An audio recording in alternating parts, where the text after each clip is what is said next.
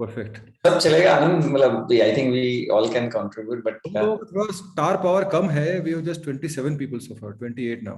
हाँ So तो we आपका 50 का भी फॉलो करना पड़ेगा. हाँ नहीं, वैसे कुशल का सोशल मीडिया फॉलोइंग से आई थॉट कि man like today will be like a blockbuster day. The peak has been 100 people. इसका मतलब है फाउंडर्स कुशल को प्यार करते हैं, वीसी मार्केट में लोग प्यार नहीं करते हैं. Well, it's going to 30. It's still increasing. Let's see. Social media following is vanity metric. Yeah. कुशल को जो प्यार मिलता है, that can't be measured. Can't be measured. I know. It's the quality, not the quantity, right? Yep. Okay, we are inching to 31. So I think we'll just wait for it to go to 40 and then start. Nice. So how many of you are going to miss the cricket match because of this? Anybody watching? We are doing quite well actually today. The advantages of a remote world is you can multitask on things. You can multitask. Absolutely, Rachit, that's the way. You will be surprised that even during the LP call, even when I was in a panel discussion, I went to and checked the score. I didn't put the video on, but I at least just saw the score. Sarthak का style अच्छा है यार. मैं ये कहना है, सार्थक हमेशा फिजिकल काम भी करता है और हाँ, ये हमेशा वॉक कर रहा होता है, मतलब every day is walking. Life में हाँ, मल्टीटास्किंग करना पड़ता है सर लाइफ में. अरे सही है, बहुत सही है. हाँ, मतलब तो you are just walking, right? What is the other task you are doing? No, walking and मतलब वही walking is I would say brisk walking. That is brisk walking. अरे सही. Cool है, तेरा swag है. brisk walking भी तू video के साथ में करता है. सही है. आपने बोला करना पड़ेगा तो करना पड़ेगा. Very nice. Okay, guys. So Kushal. Yeah, okay. भगवान ने तेरी लाज रख ली है, 37 हो गए हैं, 40 पहुंच जाएगा ऐसा लग रहा है. तो we'll be able to start then. अभी आपने ट्विटर पे डाला है, यूट्यूब पे डालते फिर देखते कुशल जी कितने आते सारे फैंस. यूट्यूब पे तो भाई नेटवर्क का फोड़ दिया इसने. ये तो मतलब पेड चैनल चला रहा है यूट्यूब पे. I am sure. Super chats आ रही है कुशल के लिए. एब्सोल्युटली. चलो Kushal, you are on. Okay, guys. Cool. Let's start. Thanks so much everyone for joining. Welcome Rachit, Chirag, Anand, Gagan. Welcome all of you. Okay, so today's session, I think let's keep it open, interactive, and anywhere people have questions, feel free to chime in on the chat window, or maybe and we can get to that. The idea is to basically share knowledge and learn from each other, like all the other Anti-Dilution sessions. So I'll start with a question on the importance of networking for you besides the deal flow. Learning, jobs, benchmarks, senior employees, business contacts for startups, M&As, etc. And I'll address that to Rachit. Rachit, how do you see it? Like, how important is this, like, networking as a aspect of your day job? Yeah. So I think networking obviously is the lifeblood, especially for early stage investors. I think the product we have is basically our sales effort and hustle to get to the best founders, hopefully convince them that our money is better than the other investors' money. And, then of course, once we get into the partnership, then do all we can to make them successful. So I think networking obviously solves for the top of the funnel. But I think networking has a very mixed rap of the world. And like, I'm a super introverted person and I find it hard to do networking in the traditional sense. So I like to look at it a little bit more as, a relationship building, style of talking to people and talking to, working with a few people, working more deeply instead of just trying to meet a lot of folks. But yes, we need to figure out, our individual style of, are we a super outgoing person and, can we talk like 200 people in a day? I cannot, so I need to figure out my own style, which is a little bit deeper in nature and with a few lesser folks. But like, do you look for things apart from deal flow from networking, or when you do it, it's primarily to just make connects and become friends with people whom who will send you deals? Yeah. Yeah, so to be honest, I've tried everything, right? So I've like been in VC now 3.5 years, grown up as an analyst. So tried literally everything. I've tried to go to startup events and hustled for business cards. I've tried to, do, get meetings with partners at other funds and so on and so forth. So I've tried everything. I think what truly works is you cannot be transactional, because if everyone is just trying to be transactional, then one, it's hard to build trust if you're just transactional, because you don't know whether the other person is trying to make you successful. And the core essence of a relationship is like, I need to first make you successful, and hopefully someday, if we are both nice, you will make me successful. So I try to look at it, at least now, as a deep relationship building game. Interesting leads or deals might be an outcome, but if you're assuming that it's a small industry and we're all going to be working together for the next 10, 20, 30 years, who knows where life will take us. Like where I am now, it's just been a series of great gestures by the people who connected me to interesting people, and that's how I reached here. So I just want to pay it forward and truly believe that that's how it works. Okay, Chirag, how would you see this? Yeah, so I think it's funny that Rachit also happens to be an introvert. I'm feeling weird. This chat on networking is with two people who are introverts. So I've also struggled Chirag, with this quite we handpicked the panelists, by the way. Okay. Got it. No, so I think I struggled with similar challenges, at least in the early days. And as Rachit mentioned, I think we are all sort of always running short on time. At least the way I have started seeing it now is that networking is probably a way for me to enhance my worldview, rather than looking at anything which will come as an immediate outcome of it. Now, I think the biggest problem which most VCs face is that I think we are in a very, very small ecosystem, and it almost becomes like an echo chamber of sorts. So there's some space which has become hot and everyone's suddenly excited about it. Everyone's sort of looking out for deals in that space. And unfortunately, we don't get the time to go to the ground and really figure out if this is real or not. So that's the way I have started looking at networking personally, wherein you have to be deliberate about it and sort of look at it as an opportunity to go and refine your worldview. I think as all of us spend time in these jobs, we do end up building strong beliefs, and that famous quote of having strong beliefs but loosely held.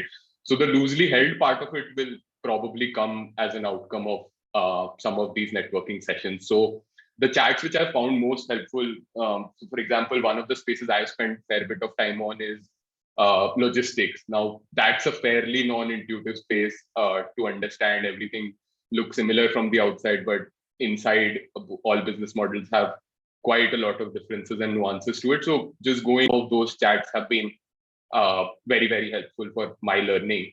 And I think it's super important to be deliberate about it, as Rachit mentioned, and not be transactional, because if you are transactional, then it's a very short-term relationship. But if you just stay focused on the long term and look at it as a learning opportunity, hopefully some good deal flow or recognition of a business model that could be interesting, I think that will come as an outcome of it. Yeah, I totally agree. So, I mean, when people try to network with us, for example, right, and you can see that they have decided to network, hence they are coming to talk to you, it becomes very painfully obvious. The first rule of networking for me is that you can't do it as a KPI कि मेरे को इस हफ्ते में 5 लोगों को मिलना है तो मैं जाके पिंग करके उनको बात करें. तो then nobody wants to talk to you for no agenda, right? Like, so the way for, I think, at least for me, I've never had this kind of a target or any kind of number that I have to meet so many people every week or every month from this industry or from those places, etc. For me, I think what has really worked is to be an interesting person. If you are an interesting person, then people want to talk to you, right? And then that there's the need for going and doing outbound goes away.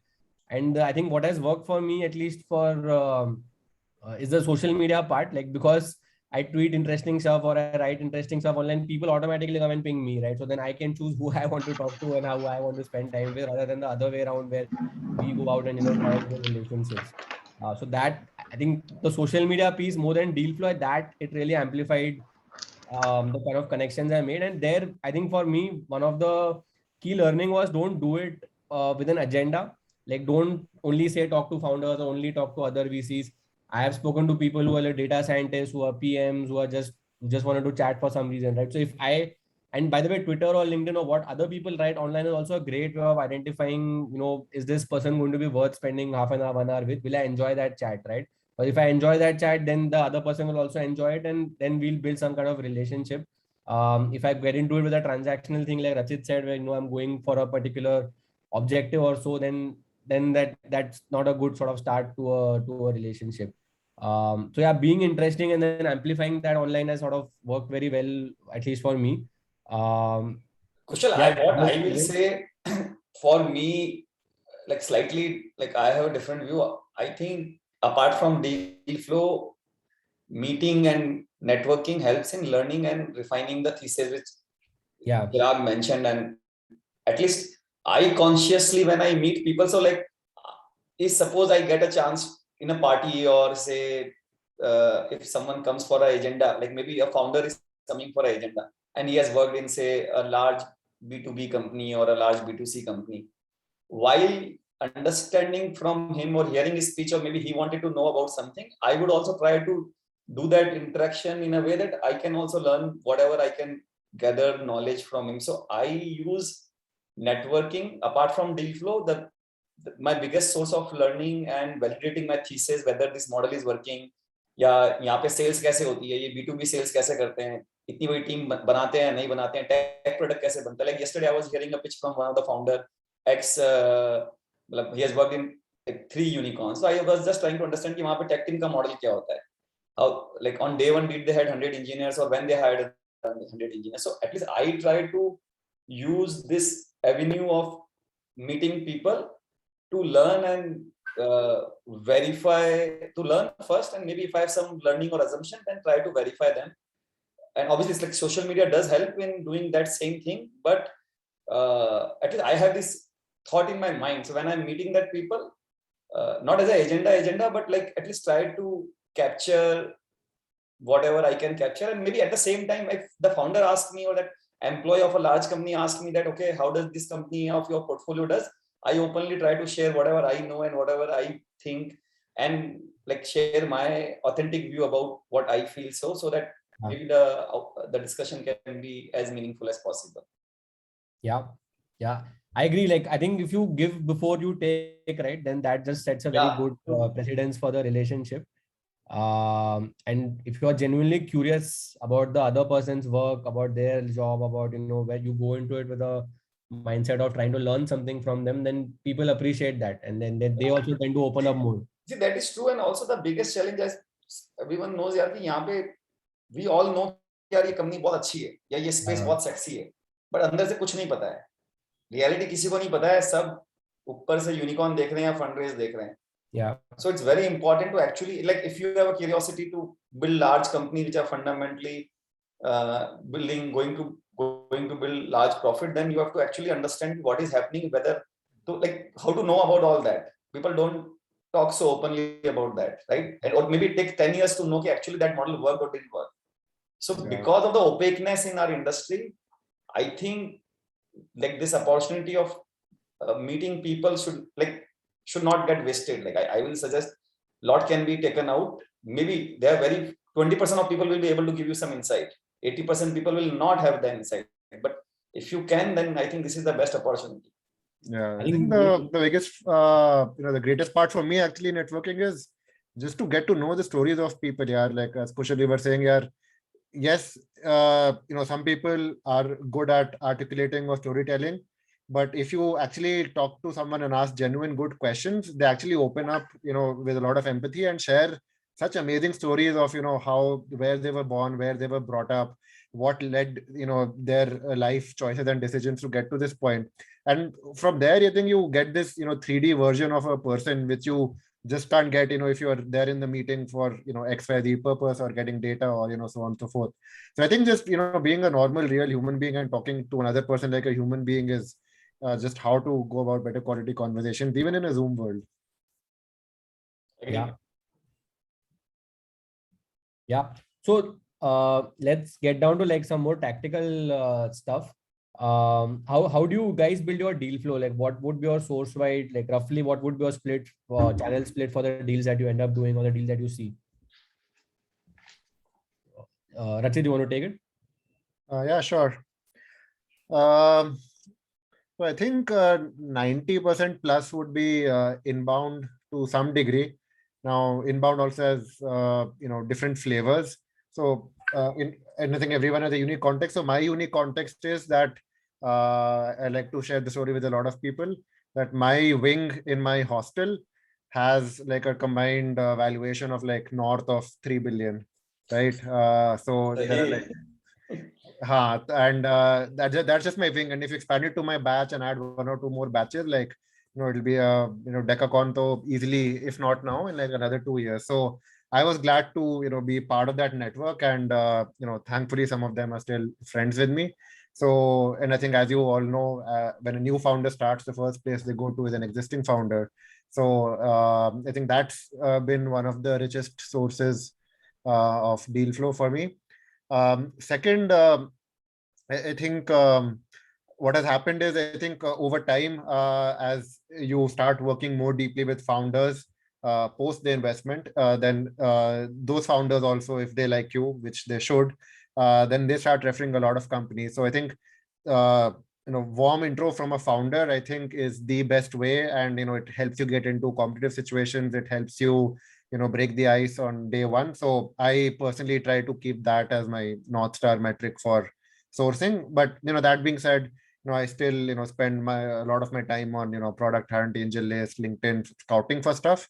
It often doesn't lead to a direct outcome as such, but still keeps me updated and see the buzz what's happening. And lastly, I think over time I've made I don't know if I can call Anand and Kushal friends, but at least a good relationship with these folks. And it's great to work with them and see where we can partner. So I think there's no silver bullet. It's always working the channels, but not with the intent of like working the channels, but like truly building the relationship. I think one casualty of the COVID world has been that we couldn't go grab a drink. Otherwise, you wouldn't have said if I can call you a friend or not yet. Unfortunately, the last 1.5 years, I think everybody's networking has taken a hit. Yeah, it's tough. It's tough, especially for like a young person now just entering VC. It's like super tough. Yeah, I was in fact thinking this the other day. If we had started First Check 1 year later, there is no way we would have had this network, because like 2019 was me just doing 2-3 trips a month to Bangalore, meeting people, hanging out with them, and so on, right? So remotely, it is definitely much more challenging. And even in those networking sessions, like the dinner was like, okay, like so what, boring. But like after the dinner, when people are a little drunk, people are relaxed, and that's when the good quality conversations used to happen. Yeah. There is definitely something in sharing a meal or a beverage with someone, right? Like the relationship you build over that is something changes. I don't know what it is, but I've materially seen that people I've shared a meal with, I tend to just have better relationships with them. Chirag, what would be your like deal flow? How have you gone through building it? Do you classify what deal comes from where, and do you track that internally? Yeah, so we do, but I think before I get to what it looks like, maybe I'll give you a little bit of context in terms of how we operate, because I think all funds have different ways of operation and hence things may be different. So I think at Elevation, we work in sector-specific teams, which means that each person is sort of owner of 3 or 4 subsectors. The reason we do that is because our belief is that, when you see a great company at an idea stage or in the initial few days, unless you have actually met 500 bad companies in that space, you really can't distinguish. So you can still do those investments, but you'll be late to the party unless you've actually met 500 bad companies and you know exactly what they look like. So hence, I mean, if I look at companies I'm meeting, I think a lot of them come from structured sources, which would be things like LinkedIn, AngelList, etc. But we recently did this analysis to answer the same question to ourselves of is networking really valuable, and if yes, then are we really spending disproportionate amount of time on that?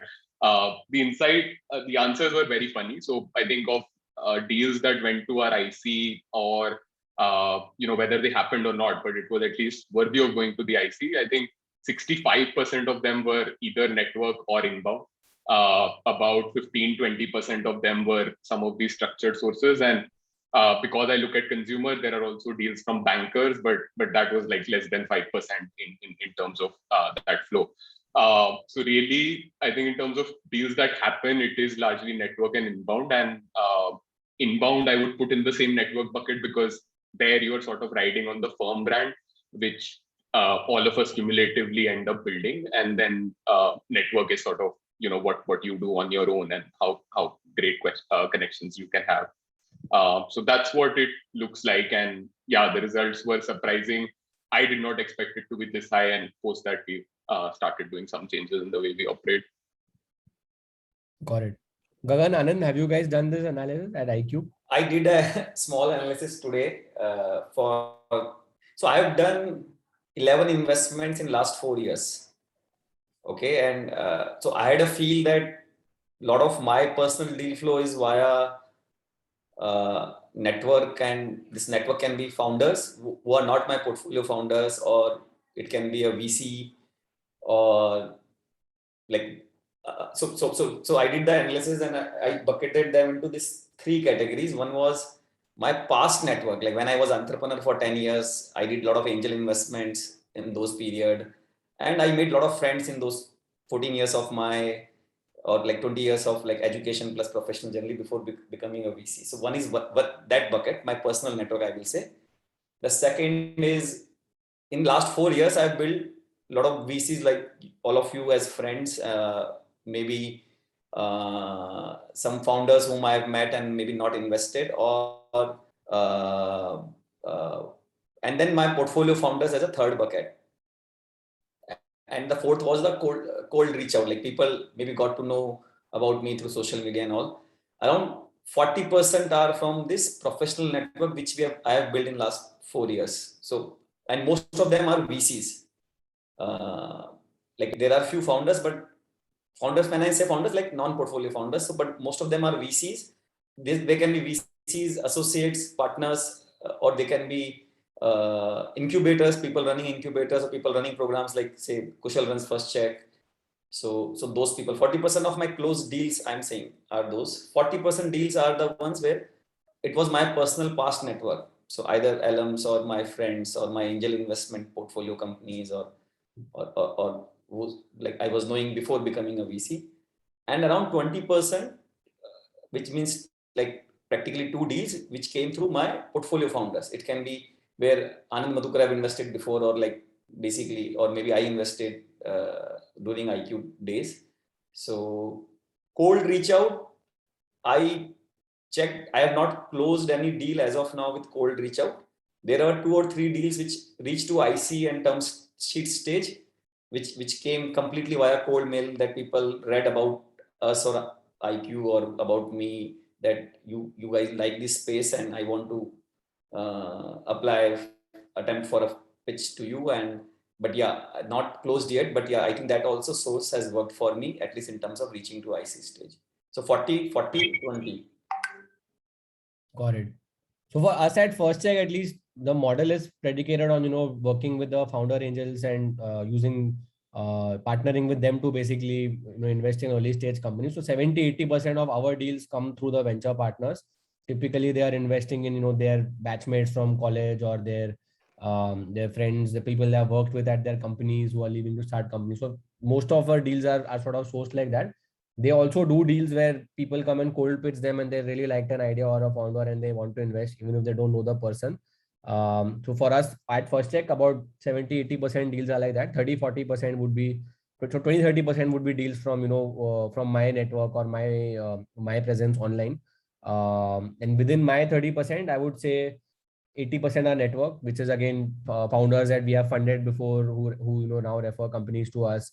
Or angel list LPs are sending deals to us, or our own LPs are sending deals to us, or you have cold reach outs, of course. So I do get some deal flow from Twitter and LinkedIn DMs also.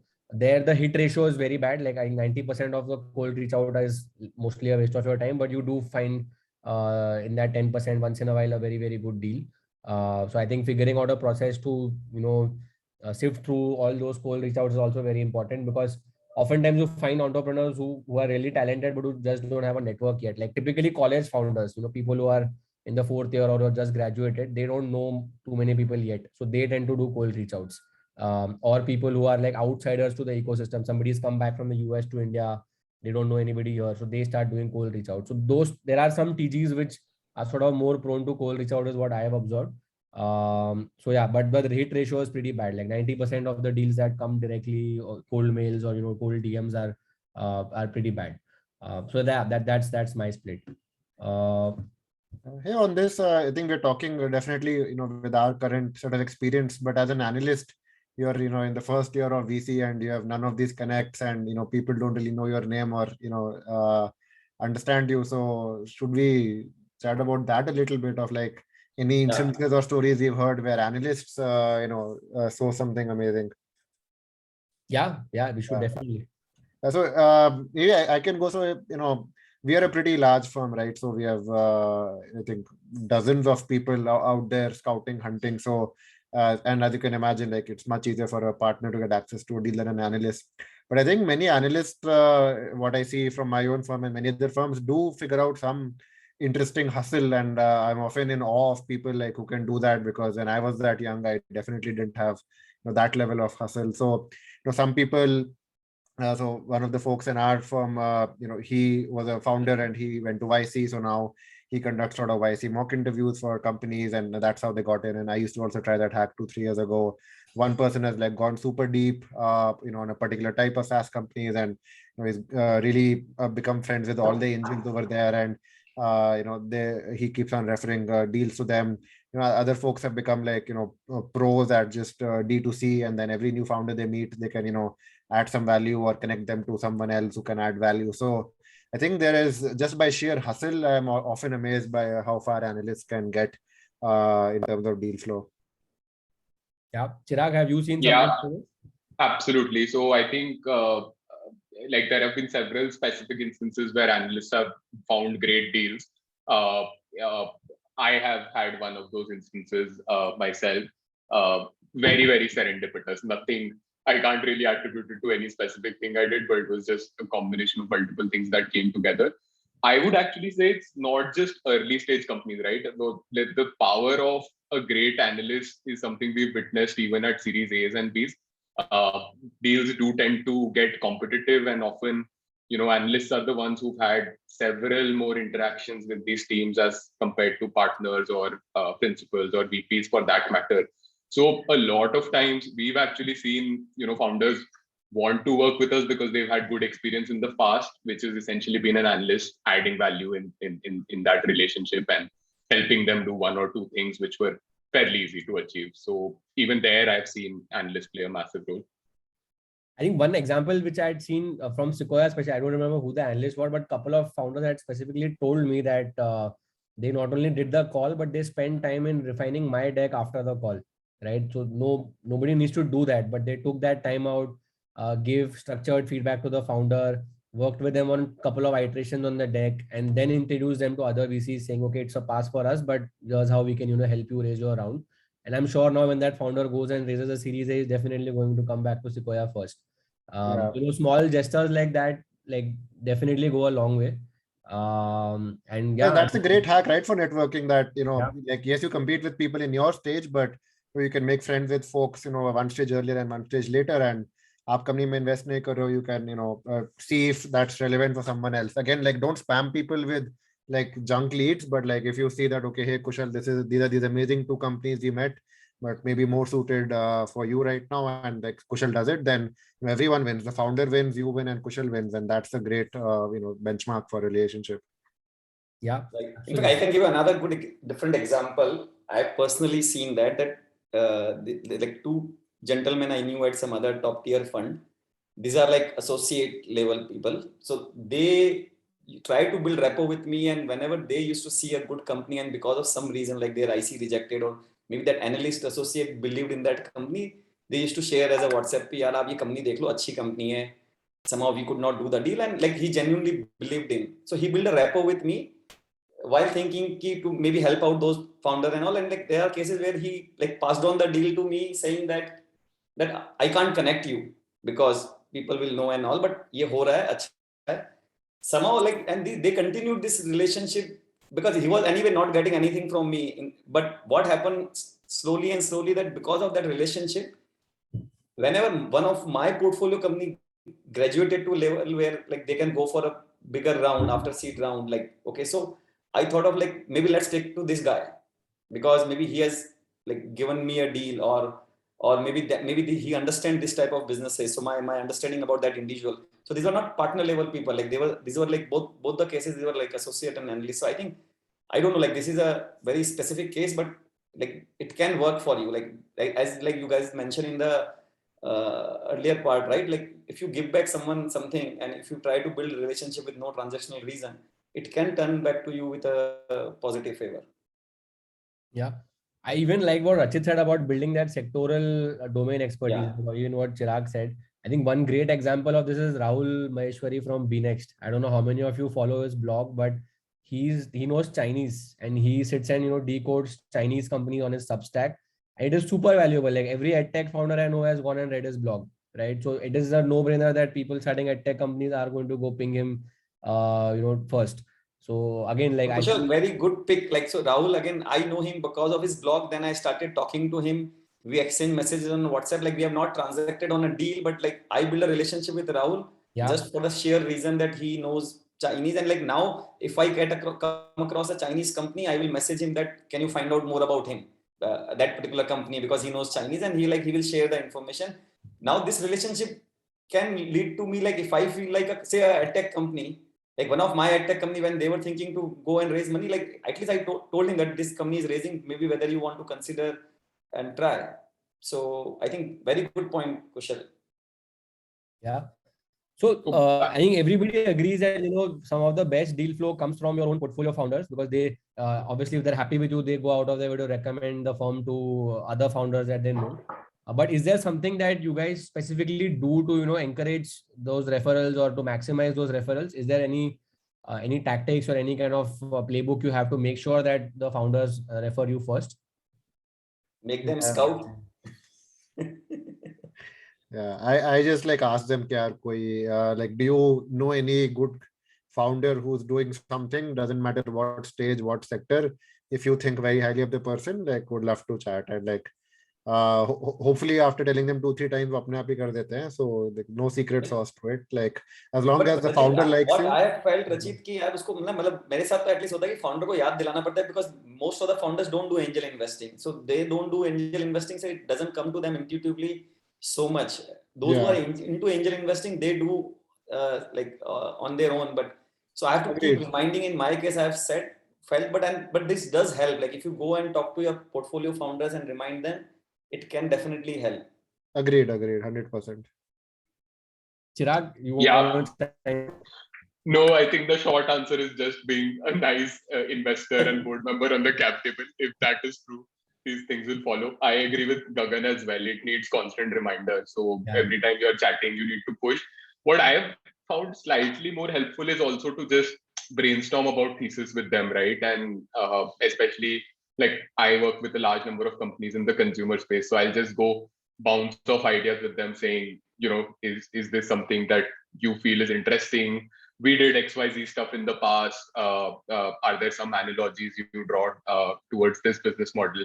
So I think उनके दिमाग में continuously डालते रहो कि these are the kind of thesis I am chasing. Someday if they meet that guy, it will ring the bell. It may not otherwise if they just think of you as an investor on the cap table. Yeah, good point. I think that's like.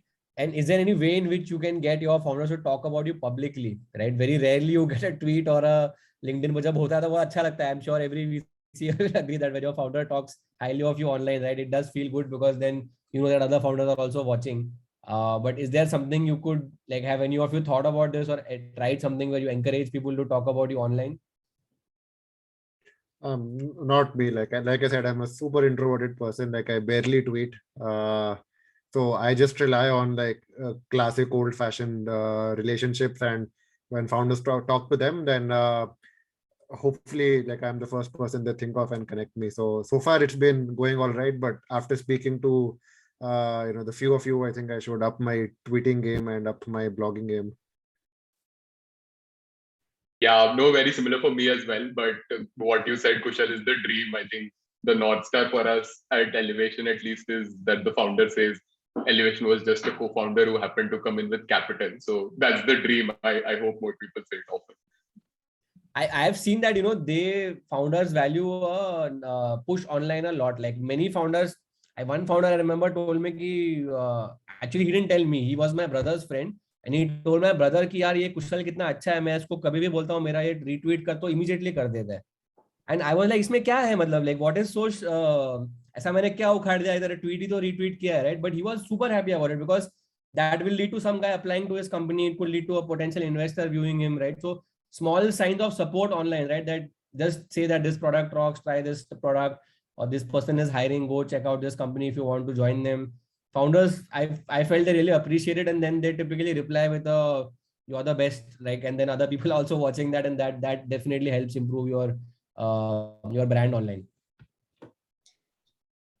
And I think early stage, like I think the earliest stage investors are somewhat in a lucrative spot because founders always remember the first person who backed them, right? And I think IQ and First Check especially are in that vantage point.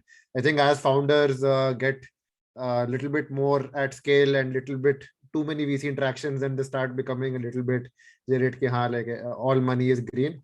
But I think the more you can try to be a nice and a person to them, I think that makes a difference. Yeah, ये advantage है हमारे पास. Yeah, everybody has different advantages. Yeah, I'm just saying, like see, for I know, right, here,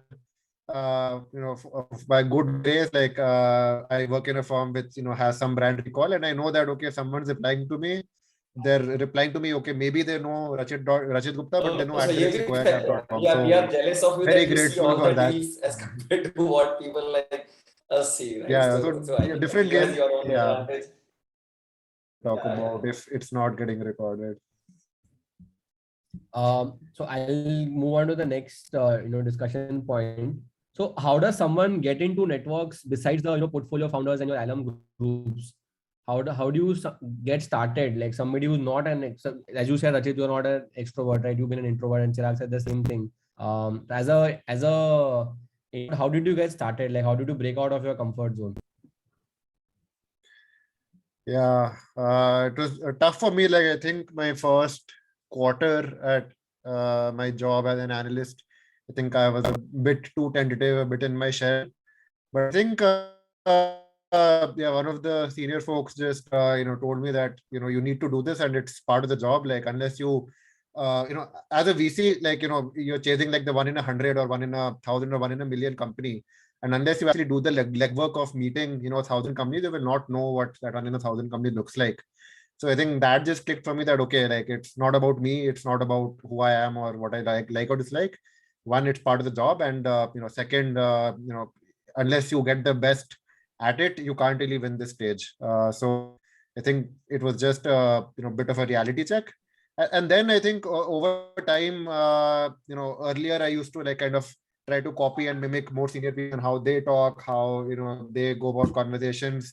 Over time, I discovered like what is like comfortable for me. So like for example, every cold call which I do or every first call I do, like in the first 1 minute I will tell the founder that hey, I tried 2 startups, both of them bombed, so like I'm no smarter than anyone else, but let's talk about what you're building and what it can become. So in a tiny way that adds a bit of empathy and helps them open up. So like I figured out some of these some tactical conversational tricks and some the broader belief that okay, yes, it's our job to try and reach the founder, try to also help them think, right? The conversation cannot be me evaluating them, asking them 10 questions. It has to be a little bit more collaborative. So once I figured that out, then for me it doesn't feel like I'm to a call and it's draining or it's a job. Then it feels like okay, I'm getting into a 30, 40, 60-minute chat with someone. They've put their life's effort. I hopefully have something to add to that, and then it's a good quality conversation which all of us should go out feeling positive about, even if it doesn't happen. So that mindset shift ultimately is what keeps me sane despite being an introvert. I think Rachit, very valid point. मतलब ये मुझे बहुत strongly लगता है, at least from my vantage point, I can say कि यार lot of my portfolio founders come and says कि यार मैंने इस फंड के एसोसिएट से बात करा, पार्टनर लेवल मीटिंग नहीं हुआ, बट उसने टाइम खराब कर दिया, या फिर उसने रेस्पॉन्स या whatever, like he came late. So I think I think this is definitely a great avenue of, like, because you are anyway doing it, like from as a part of your process, you are talking to maybe 500 companies or maybe 200 companies in a year, right? So those 200 founders are your word of mouth. And people talk, like if people you are does talk. not a nice People does- person, it gets around. Yeah, so I think very valid point. I think you can use it for your benefit. You can maybe it can misfire also. So I think small things like, you know, showing up, like say more than 5 minutes late for a meeting, or not having seen the founder's deck, or not having tried a product, right? That founders realize that, like within they'll talk. In fact, YC has that phone famous use book कर रहे face, हैं, right? Kushal. People are using phone in the meeting. People founder does come and talks about यार उस partner ने तो phone पे लगा हुआ था यार. People founder does come and says this. So I think this is important ethics.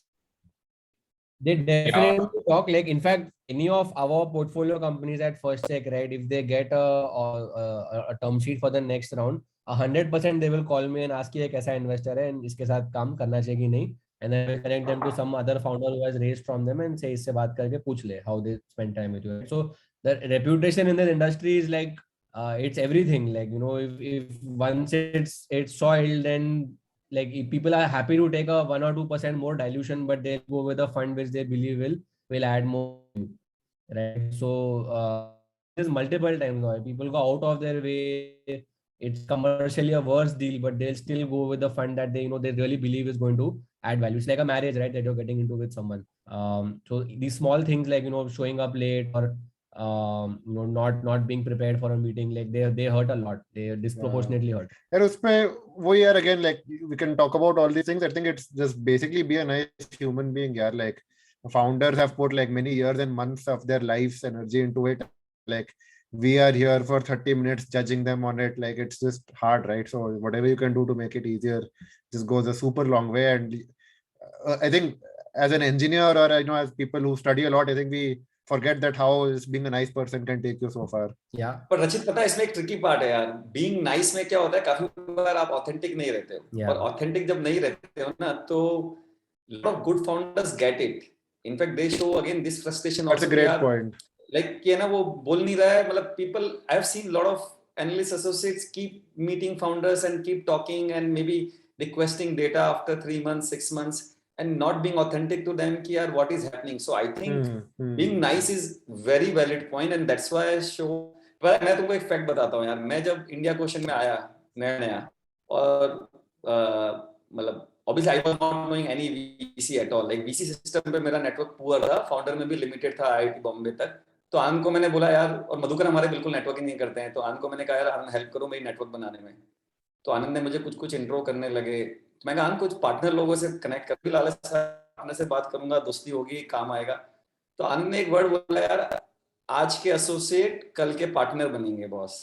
ये आनंद ने मतलब 4 साल पहले मुझे बोला था कि तो respect them, meet them, and work with them. And I've seen like now in 4 years, so many people have actually become MD at a lot of places. So I think same is reverse, right? कि यार जिस founder से तुम बात कर रहे हो वो कल को यूनिकॉर्न फाउंडर बन सकता है. So and if you have like what you have written on the message board also, right? कि यार the guy whom you are passing is the right NPS way to, when you are talking to them. You have to be authentic and like not just be nice, but maybe as true to them as possible. Kya, why are you rejecting, or maybe why you are not finding a right fit, or maybe tell them the right intention that why are you asking for some information, or maybe more and more meeting. Like a lot of time I confess a founder immediately कि boss मुझे शायद समझ में नहीं आता है, या मुझे ये स्पेस के बारे में पता नहीं, but I want to get into it. I may need more meetings to actually get a sense on the space and then say yes to you. So are you okay to spend so much of time with me?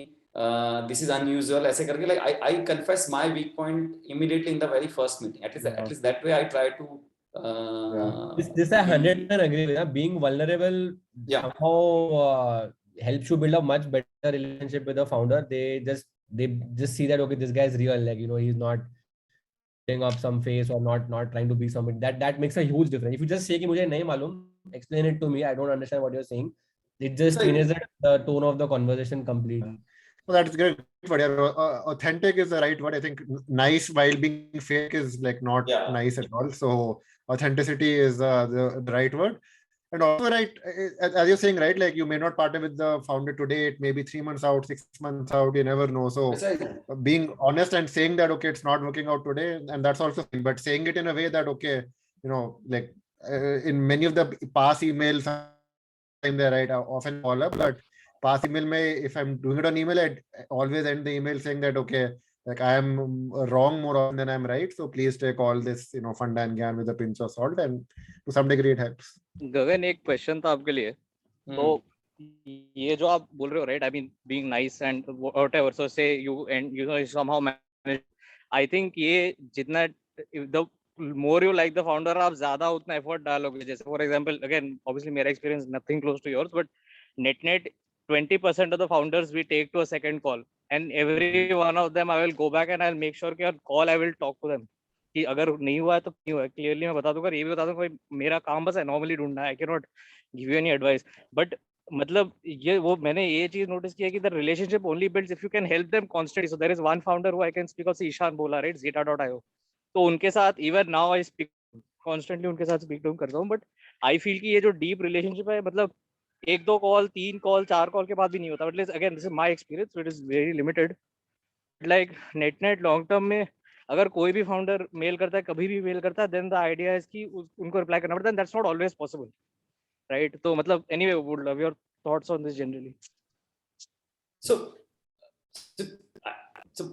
I didn't get your point completely, but whatever limited I understood, let me try to answer. So basically, like there are founders they keep in touch with me. There's a founder whom I know very closely, and like I may not reply all his WhatsApp.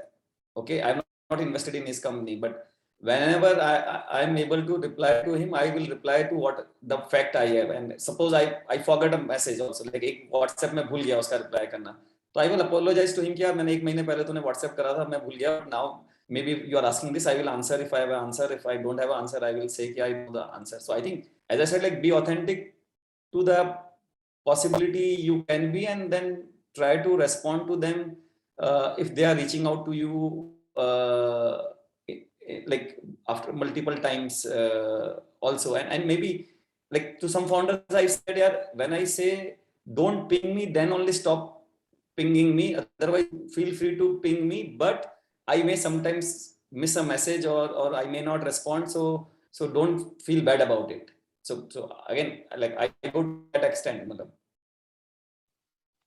हाँ, agreed गगन. Basically मैं ये बोल रहा था कि ये जो extra mile है, this ends up happening with only 40% of the founders for again multiple reasons, right? I think it can be जैसे like one founder will keep thinking, but sometimes it just हो ही नहीं पाता, तो उसके वजह से भी there will be some damage, right? I think that would be more damage. नहीं तो damage तो यार आपका first meeting पे when you are doing so very few, like 40% founder will go on to the multiple discussion, right? But the remaining 60% of the founder, out of that, at least 80% of the people you can do a discussion in a way that at least you don't create a wrong impression in his mind about you. Still 20% of founder will take your feedback or maybe your response in a different way. That happens. मेरे साथ भी हुआ है. Especially when I'm saying no to someone, and maybe if team is the reason, then I have to say that maybe my qualifying factor, मेरे को चाहिए product का भी चाहिए, maybe depending on the business, or maybe operation वाला business, I will say कि मुझे ops वाला बंदा चाहिए. And they will not like it. Ki, yaar, what do you doubt? But like, I'm not saying that I'm doubting you, but this is my factor of qualifying a team. So I say that, and sometimes people don't like it, but manageable. I think it is not to the extent of what you are saying. Got it. I think I'll add one last question, and then we can take questions from the audience that people have put in. Like, has people talk a lot about paying it forward? Has it really worked for you in some sense? Chirag, you want to go? Yeah, no, absolutely, Kushal. I think several examples. I think when I was doing the journey from analyst to associate to AVP, I think one of the things that was sort of mentioned as feedback was the fact that like you're probably better than average in terms of managing even mature founders, and that was a consequence of paying it forward. I think all of us also need to realize analysts are there to build leverage for other people in the team, and there will be a lot of companies that you keep meeting. Things like what Gagan said, right? Aapko team hi nahi pasand hai, but you are excited about kuch to ban sakta hai. So you have to keep tracking. And in those cases, how do you manage those relationships? So a lot of time it is giving the clear feedback and something back to these people. Second is just deal flow, right? So you help some founder and they go out there and tell their world, tell the people in their world about, this investor is good. So I think paying it forward has had several benefits. The only problem with that approach is if your expectation is too high. So karte raho, and I think we've discussed this point several times of being authentic and real and sort of staying true to what you are. So if you bring it, outcome will come. That's how everything in the world works, not just our job. Yeah. मतलब ये तो personal choice है कुशल, मतलब paying it forward as Chirag said, ये तो professional और personal दोनों front पे वर्क करता है यार. तो it's a personal view. If you believe in it and keep doing it, it will actually pay you, like it will give you. So I think it's a personal choice. Yeah, and so one of the like good examples, I mean, there's this one company that I work closely with, and there I was involved just from the the idea bhi nahi tha, pitch bhi nahi thi, and the founder was evaluating 5, 6, 7 ideas, and he needed help to validate different things, right? Yeah, one of the need gaps I'm thinking of is solved by XYZ app. Can you just help me understand what is, like, does this have traffic? Now that's a very, very basic thing. As VC analysts, all of us have access to tools. You can help in market landscaping. You can think not been successful. So like I think people have very, very basic expectations, right? It's not hard to pay it forward. You just make the most of what you already have, and nahi hai to clearly bata do. Like, don't keep people hanging. That's the basic expectation everyone has. Okay. Let's go to Q&A, Kushal. Yeah.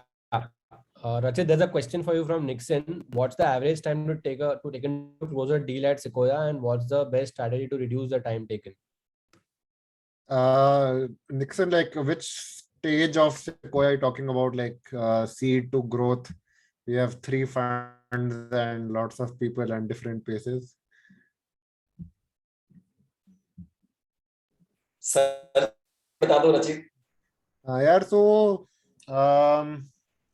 median time थोड़ा fuzzy होता है, right? Because like when you first meet the founder, like they may not be ready and 6 महीने बात कर लो. So I'm not talking about the entire relationship duration, but if we say, okay, we talk to the founder and they say we are raising, like our internal median TAT is somewhere in the 2 to 3 week range, but we've done stuff in as low as 2 to 3 days, and some deals we also spent as you're saying, like many weeks and months. For a seed stage, like especially at least in 2021, like even 2 weeks is like a luxury, but I think 2 weeks is a fair time in which we can get to speak with the founder 3, 4, 5 times, get some sense on the market from a few folks. If there's some numbers, spend some time thinking. But and in those 2 weeks, I think the first, like, there'll be maybe 1 or 2 one-way meetings where they are giving GAN, but the other 2 are more collaborative Q&A and figuring out what this can become. Got it. Keshav Bagri has asked, how do you get the best to partner with you in a competitive deal when multiple funds are chasing them? This is the golden question. Chirag, you want to go for this? Yeah, so one thing that has really worked for us is actually 2 things. One, I think in a situation where the deal is competitive, you have to play on the front foot. So you can't be in a situation where you say, ki, Acha, if you are talking to XYZ fund, why don't you get that answer and then we'll decide. Like, your conviction has to be individual and not dependent on the other person. So that is something which founders appreciate, right?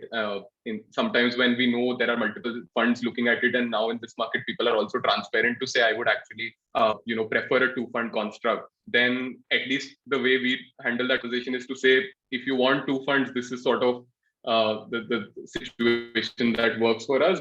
But otherwise, our conviction is built, and we are also willing to do it alone in a certain way.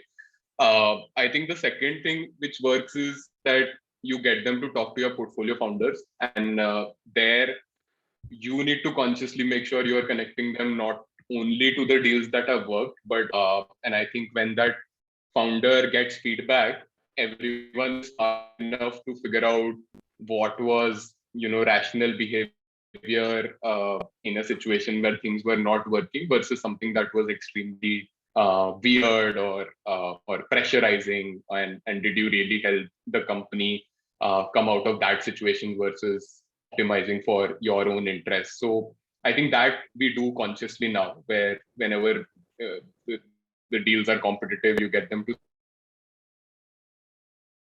that didn't work.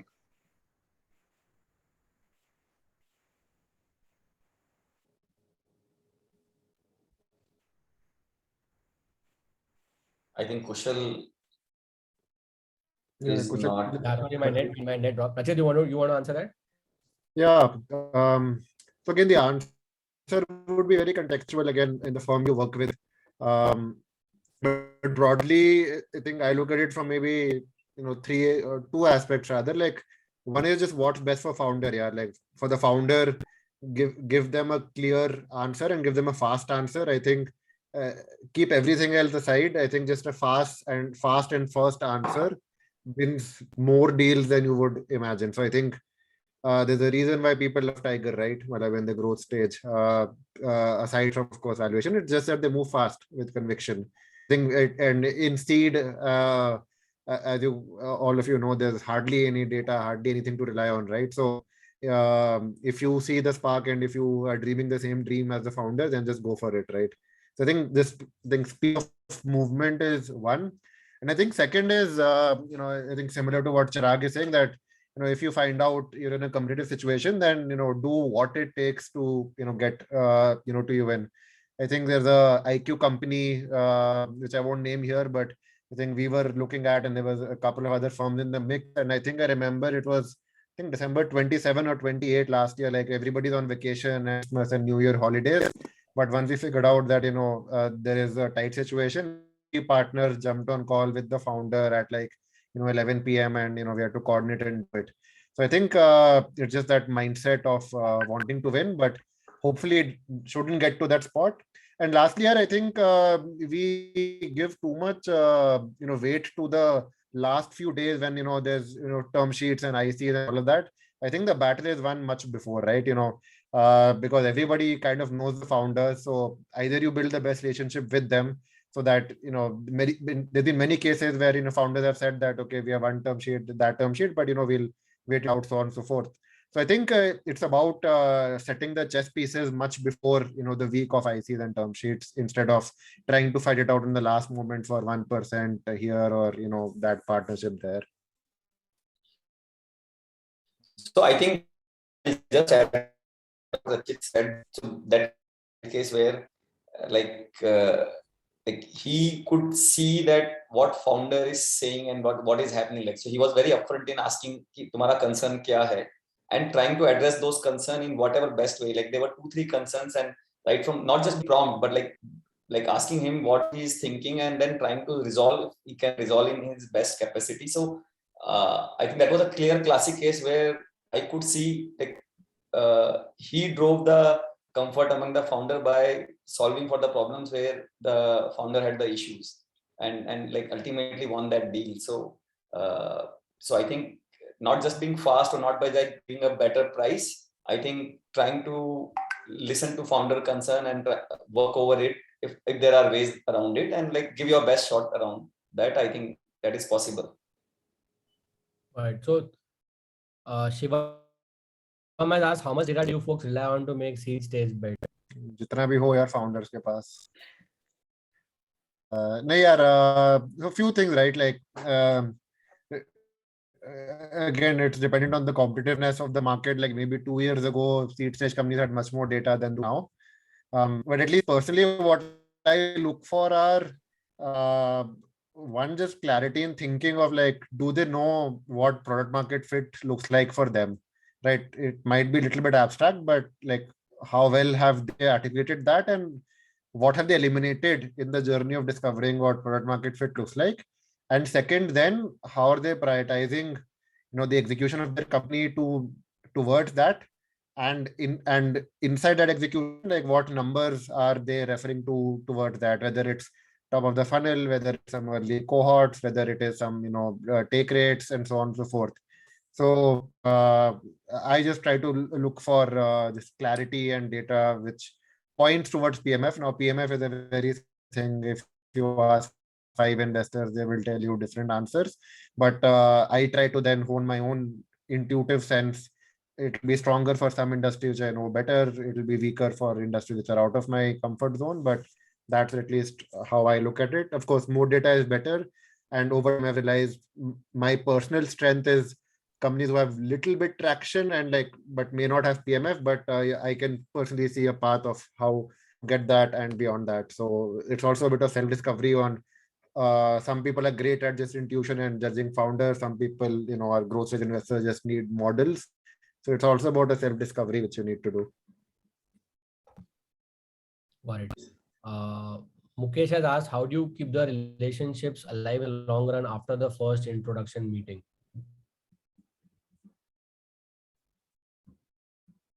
Chirag, you want to take it? You can answer first. Yeah, no. So I think so. Two cases, right? I mean, one, you are deliberate about keeping that relationship alive, and B, the founder wants to keep it alive. The second part is just by sort of being responsive to emails and figuring out what's the best way you can help. I think a lot of us struggle with situations कि यार ये founder कुछ random पूछ रहा है जो क्यों पूछ रहा है. I think that's the feeling you end up with.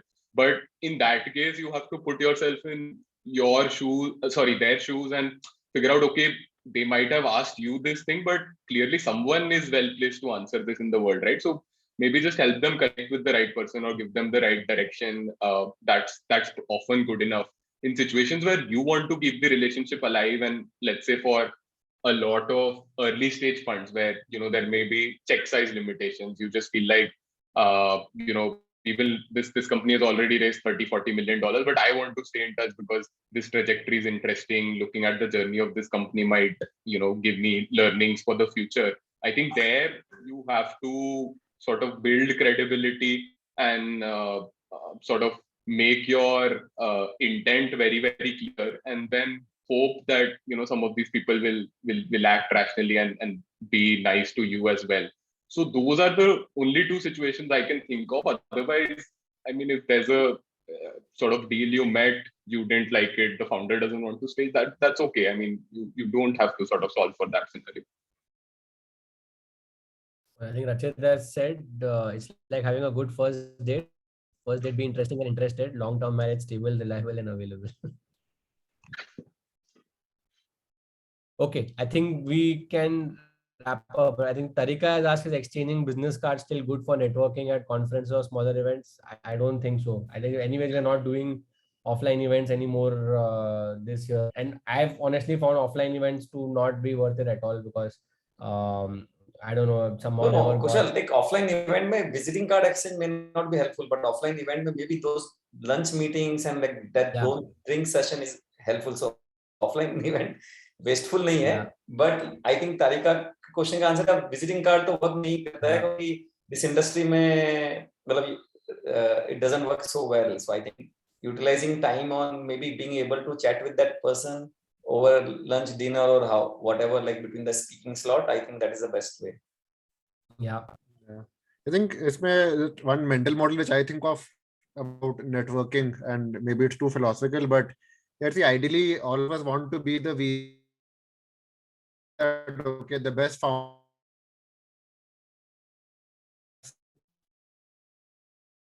the gold standard of any VC, which all of us are. Now, of course, many of us are far away from it, but everything which we talked about, whether it's building a personal brand, whether it's doing, tweeting, whether it's being a nice person, having thesis and so on and so forth, are basically proxies of what efforts we can do so that founders of a certain type at least reach out to us. So I think it's a 10-15 year game of becoming that amazing investor which folks reach out to. Cool. I think on that we could probably wrap it up, right? Does anyone have any other questions?